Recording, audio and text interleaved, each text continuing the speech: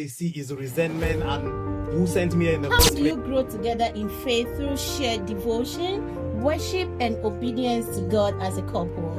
Mr. OJ. Wow, thank you very much, my minister, for this very important and essential question. Because the question actually seeks to demonstrate how two people can intentionally grow together through shared devotion, worship, prayer, and obedience to God. Now, it is very important, my minister, to understand that I would love to start by saying marriage in the first place was never meant to be sustained by feelings alone.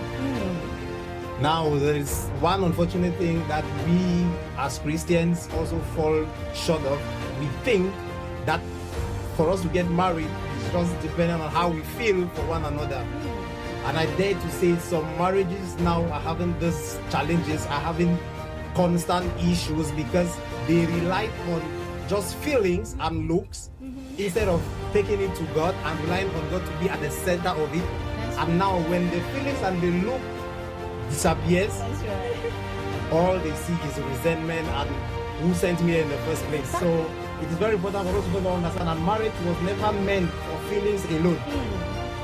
The scripture presents unity in faith as a spiritual partnership where two people help one another to move closer to God. That's right. Now, from the beginning, God designed relationship for companionship and purpose, and He laid down rubrics.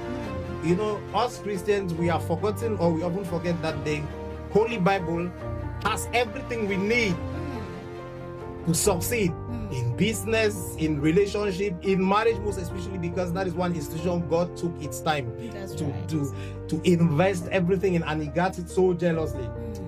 And now, in going together in faith, I would want us to go quickly to Ecclesiastes 4, verse 9 to 12.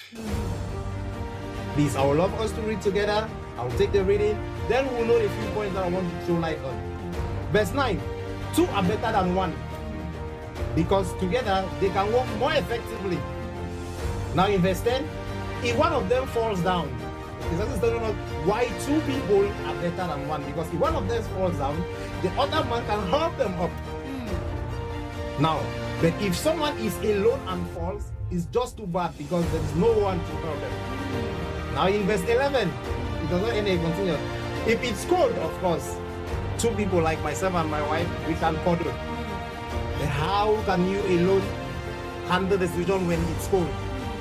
And verse 12 finally says, two people, husband and wife, which is most importantly, and I want our viewers out there to please pay attention to this, can resist an attack that will defeat just one man.